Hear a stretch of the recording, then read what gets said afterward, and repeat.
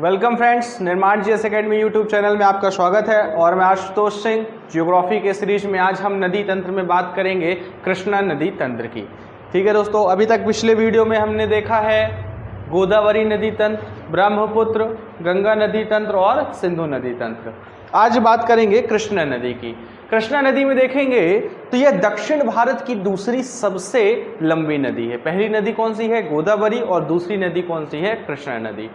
दूसरा सवाल या कह सकते हैं दूसरा आंसर कि यह पूर्व की ओर बहने वाली नदियों में दूसरी सबसे लंबी नदी है। क्योंकि अपन भारतीय नदियों में देखेंगे या प्रायद्वीपीय नदियों में तो पूर्व की ओर, पश्चिम से पूर्व की ओर बहने वाली सबसे लंबी नदी में पहले नंबर पर कौन सी मिलेगी? गोदावरी। और दूसरे नंबर पर कृष्णा नदी मिलेगी। तीसरी बात हम आपको बता देते हैं कि जो कृष्णा नदी तंत्र है, जो कृष्णा नदी तंत्र है, यह दक्षिण भारत का क्या है? दूसरा सबसे बड़ा नदी तंत्र है। तो आइए आज हम डायग्राम के माध्यम से देखते हैं कृष्णा नदी तंत्र को। जैसा कि डायग्राम में आपको दिख रहा है, मैंने यहाँ पे दक्षिण भारत का एक नक्शा बनाया है जिसमें कुछ राज्य और नदी दर्शाई है।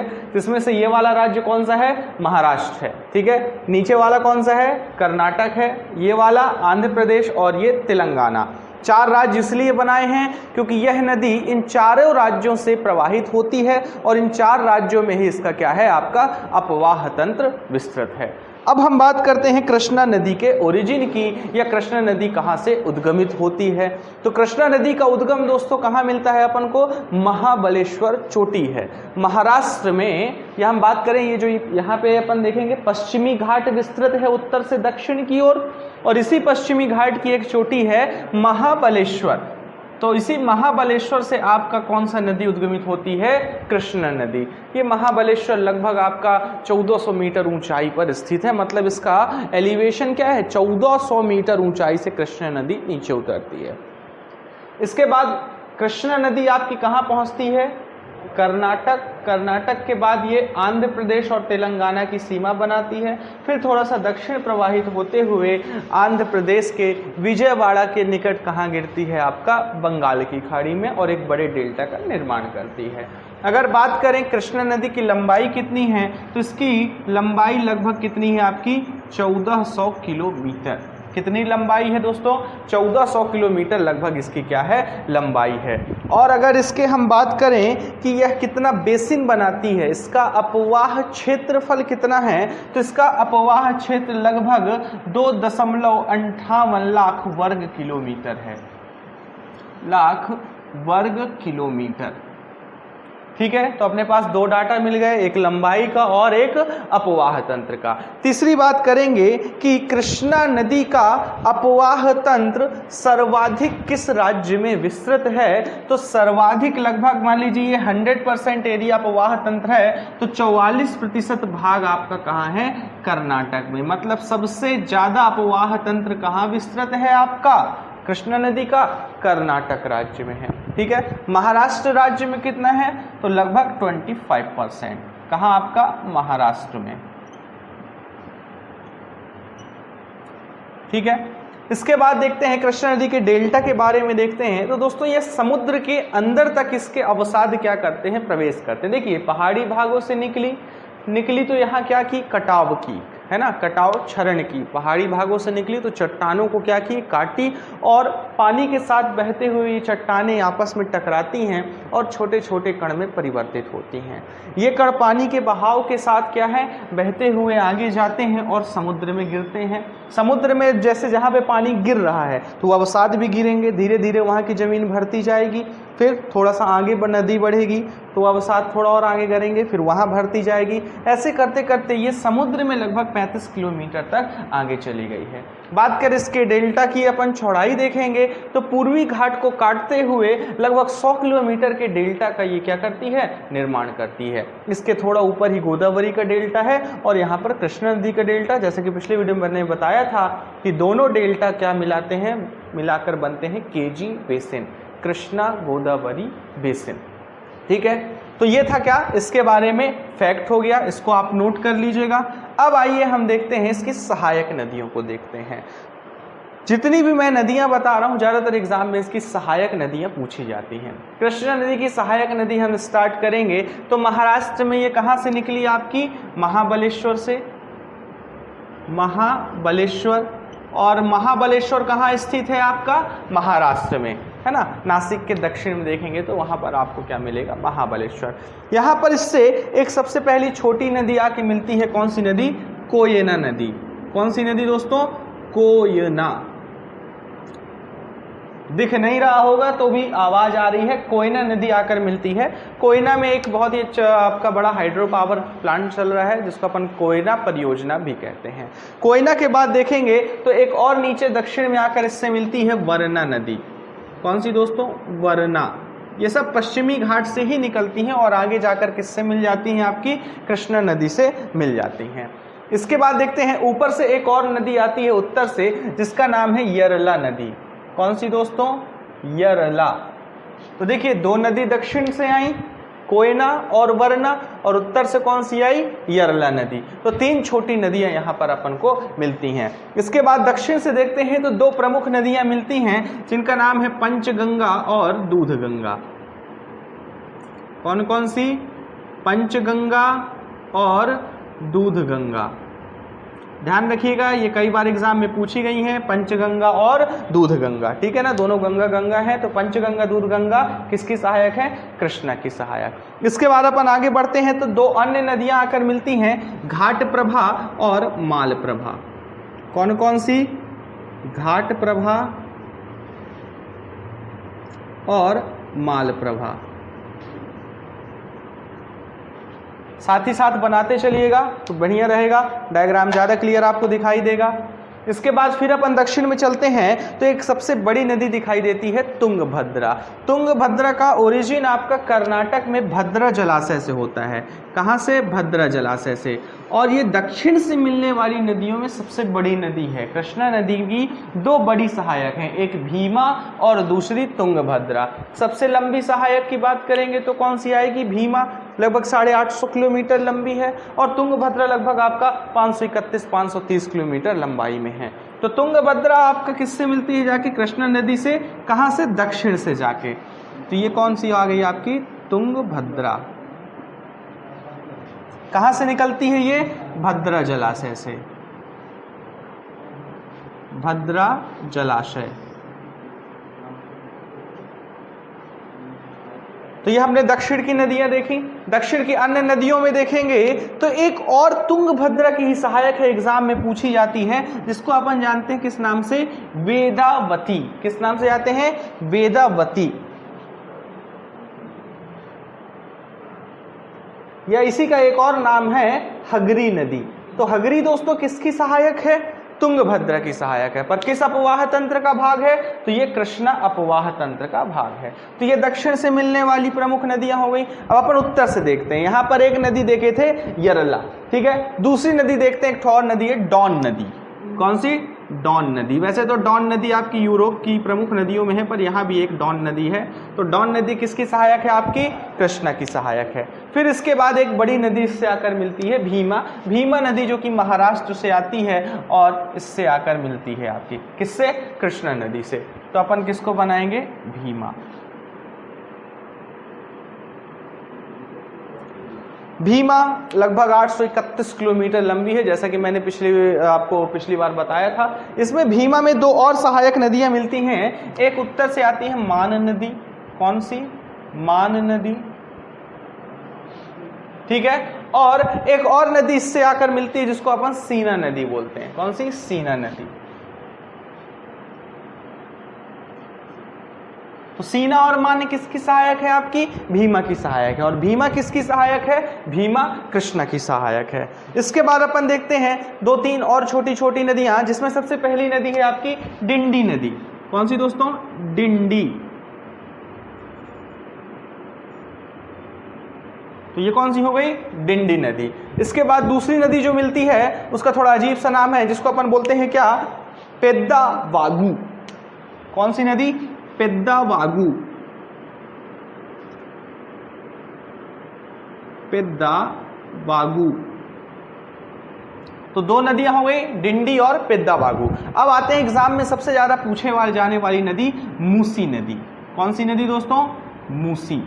तो मूसी ध्यान रखिएगा उत्तर से मिलती है कृष्णा नदी में। और एग्जाम पूछा जाता है कि हैदराबाद किस नदी के किनारे है, तो हैदराबाद आपका किसके किनारे है, मूसी नदी के किनारे। ठीक है, हैदराबाद किसके किनारे है, मूसी नदी के किनारे। मूसी के बाद इसमें दो और नदियां आके मिलती हैं, पलेरू और मुनेरू।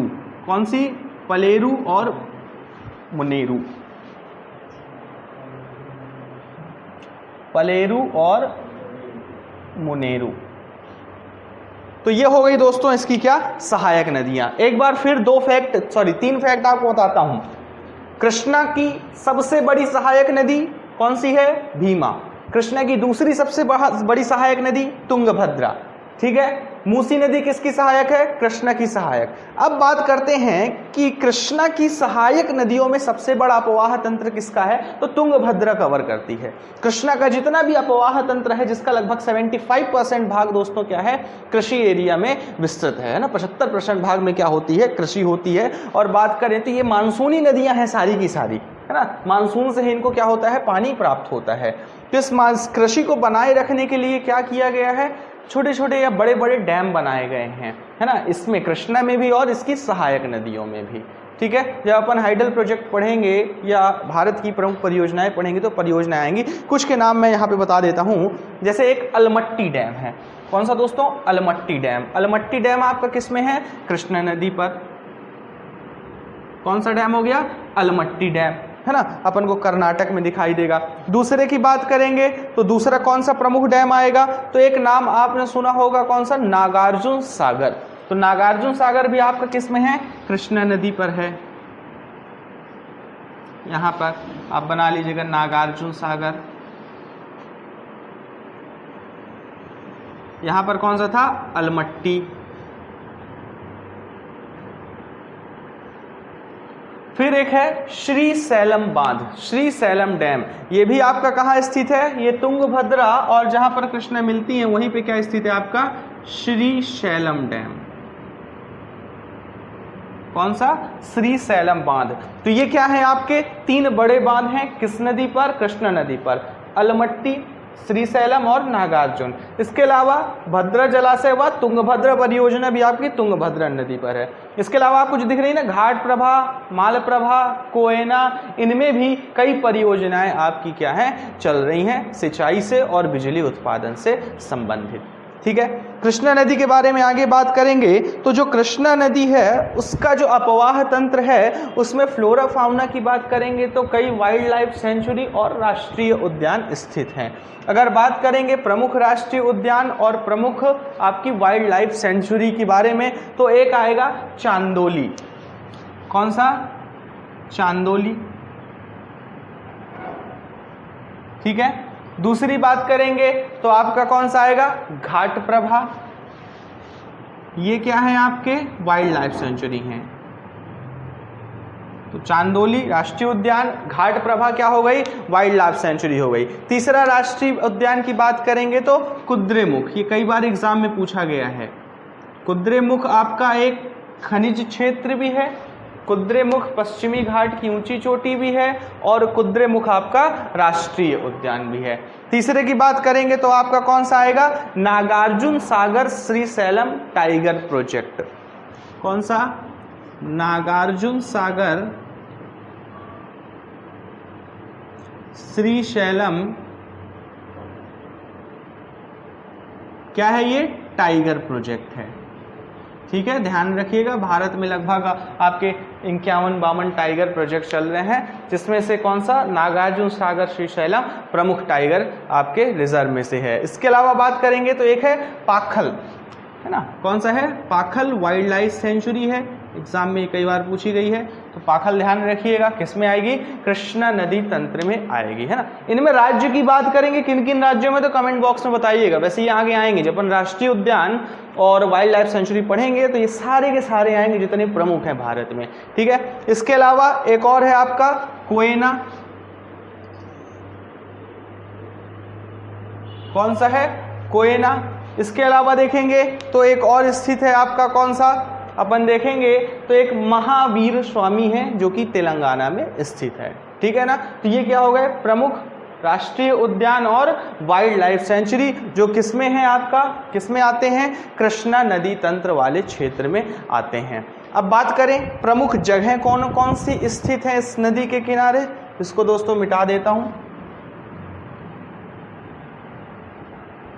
बनियान से मिटा रहा हूं, डस्टर अभी है नहीं। तो प्रमुख जगहों की बात करेंगे तो सबसे मेन जगह कौन सी है, विजयवाड़ा। अगर हम बात करें कि कृष्णा नदी के किनारे, किसके किनारे, कृष्णा नदी के किनारे स्थित सबसे बड़ा शहर कौन सा है, तो विजयवाड़ा आपका आंध्र प्रदेश में तट पे ही मिलेगा, यहाँ पे है ना, आपको क्या है यहाँ पे क्या मिलेगा, विजयवाड़ा। विजयवाड़ा के बाद बात करेंगे दूसरा अमरावती, है ना, अमरावती भी आंध्र प्रदेश की राजधानी भी बनाई गई है, काफ़ी प्राचीन शहर है। तो अमरावती भी आंध्र प्रदेश में किसको मिलेगा, कृष्णा नदी के किनारे। तीसरी बात करेंगे तो सांगली, सांगली कहाँ है आपका, महाराष्ट्र में है।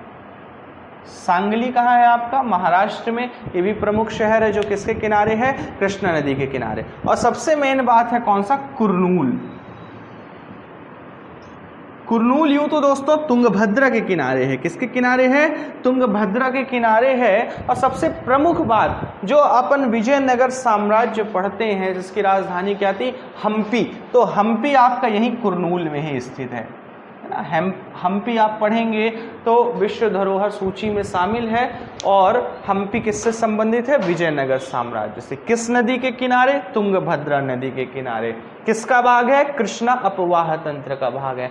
तो ये चार अपन को क्या मिलेंगे, प्रमुख शहर मिलेंगे जो किसके किनारे हैं, कृष्णा नदी के किनारे स्थित हैं। इसके अलावा और कई छोटी छोटी जगह हैं, मंदिर हैं, क्योंकि दक्षिण भारत में मंदिरों का निर्माण बहुत बड़े पैमाने पर हुआ था और लगभग ज़्यादातर मंदिर नदियों के तट पर ही बनाए जाते थे, है ना। अपन देखेंगे नदियों के तट पर मंदिर बनाने का प्रमुख कारण होता था क्योंकि नदियों के तट पर ही जनसंख्या निवास करती थी और उनके खाने पीने, उनके रोज़मर्रा की ज़िंदगी के लिए जल जरूरी था। वो कहाँ से मिलता था, नदियों से ही प्राप्त होता था, पहले बोर नहीं होते थे। तो नदियों के किनारे घाट पर ही क्या है, प्रमुख बड़े बड़े मंदिर बनाए जाते थे। ठीक है, तो ये आपका क्या बना हुआ है, कृष्णा नदी तंत्र। अब कृष्णा नदी तंत्र देखेंगे तो कितने राज्यों में आपको दिखाई दे रहा है, 1 2 3 4 राज्यों में। ठीक है, तो ये हमने देखा कृष्णा नदी से संबंधित सभी के सभी महत्वपूर्ण तथ्य, उसकी सहायक नदियों के बारे में। ठीक है, लंबाई कितनी है, उससे क्वेश्चन क्या क्या बन सकते हैं, ये सारी चीज़ें हमने देखी। अगले वीडियो में दोस्तों हम लोग किसके बारे में देखेंगे, कावेरी नदी के बारे में। तो आज के लिए इतना ही। वीडियो अच्छा लगे तो सब्सक्राइब कर दें, लाइक कर दें, शेयर कर दें। धन्यवाद।